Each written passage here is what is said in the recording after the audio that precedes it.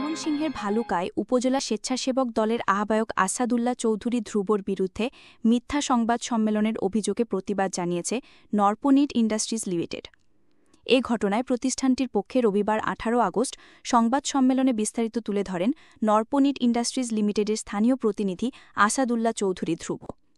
সংবাদ সম্মেলনে লিখিত বক্তব্যে তিনি জানান, ভালুকা উপজেলার ভয়াবহ মৌজায় সাবেক দাগ নং ১৩৩৫, হাল দাগ নং ৬২৪-এর মোট ৭৪% জমি বৈধ দলিলপত্রের ভিত্তিতে নরপনিট ইন্ডাস্ট্রিজ লিমিটেডের নামে খারিজ করা হয়েছে।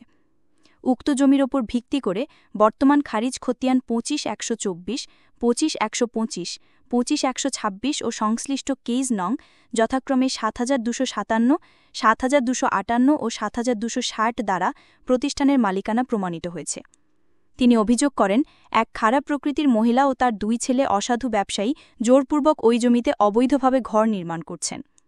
এই ঘটনায় ওই মহিলা ভালুকা উপজেলা যুবদলের সভাপতি তারেক উল্লাহ চৌধুরীর প্রভাব ব্যবহার করে মিথ্যা সংবাদ সম্মেলন করেছেন। আসাদুল্লাহ চৌধুরী ধ্রুব দাবি করেন, জমি উদ্ধারের জন্য ১৩ আগস্ট উপজেলা নির্বাহী কর্মকর্তা, ভালুকা মডেল থানার ওসি ও সহকারী কমিশনার ভূমি বরাবরে লিখিত অভিযোগ দিয়েছেন। তিনি আরও জানান, এর আগে তারেক উল্লাহ চৌধুরীর বিরুদ্ধে বাংলাদেশ সেনাবাহিনী ও বিএনপির হাইকমান্ড বরাবরে একাধিক অভিযোগ দাখিল হয়েছিল।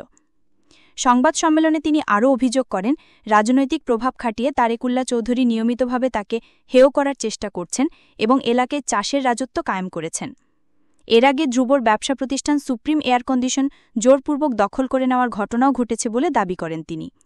এদিকে একই দিন সকালে ভায়াবহ গ্রামের প্রবাসী আবুল কাশেমের ছেলে নাজমুল হক আসাদুল্লাহ চৌধুরী ধ্রুব জোরপূর্বক বসতবাড়ি ও পৈতৃক জমি দখল করার চেষ্টা করছেন অভিযোগ এনে সংবাদ সম্মেলন করেন। এ বিষয়ে তারেক উল্লাহ চৌধুরীর সাথে কথা বললে তিনি জানান, তার বিরুদ্ধে আনীত অভিযোগ সঠিক না, আর আসাদুল্লাহ চৌধুরীর সাথে কোনো বিরোধ নেই।